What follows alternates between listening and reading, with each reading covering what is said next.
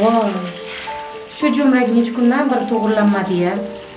Qiyinmi shu jo'mrakni tuzatib qo'yish, ha? Essiz.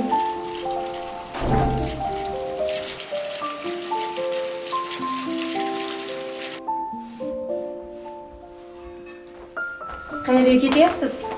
Her şey ketyapman oyisi. Vannaxonadagi jo'mrak buzilib qolgan. Ha tuzatamiz. Necha kundan beri aytaman sizga. Tuzatamiz. Lili vaqtim bo'lmagan, bo'pti. Tuzatamiz. Xo'p.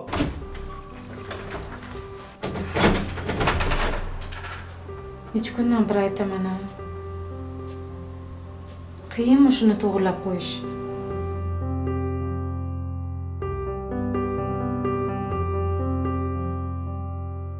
Bolajonlar, bugungi mavzumiz suv bu hayot. Biz hayotimizni suvsiz tasavvur qila olmaymiz. Chunki yashashimizning asosiy qismi suvga bog'liq. Biz har kuni suvdan foydalanamiz. Bugungi kunda dunyoda toza ichimlik suvimiz kamayib boryapti. Shuning uchun biz nima qilishimiz kerak? Tejashimiz kerak. Barakalla.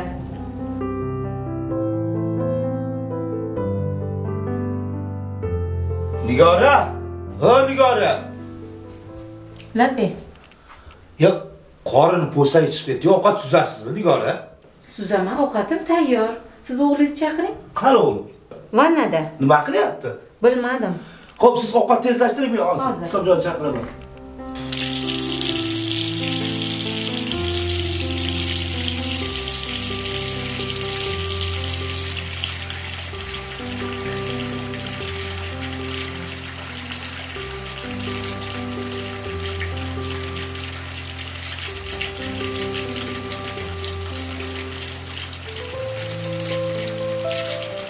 Islomjon o'g'lim.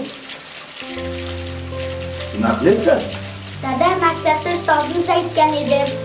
Dunyoda ichimlik suvi judayam kam ekan. Qarang, bekordan suv oqib ketyapti. Men bugunoq shu suvni to'xtatmoqchiman. Unday bo'lsa o'g'lim, men ham senga yordam qilaman.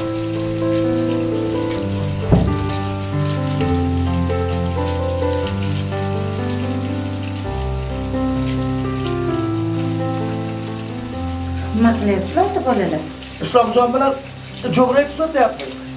Juda ham yaxshi ish qilibsizlar. Xursand bo'ldim. Ey bolasi, Islomjonga rahmat.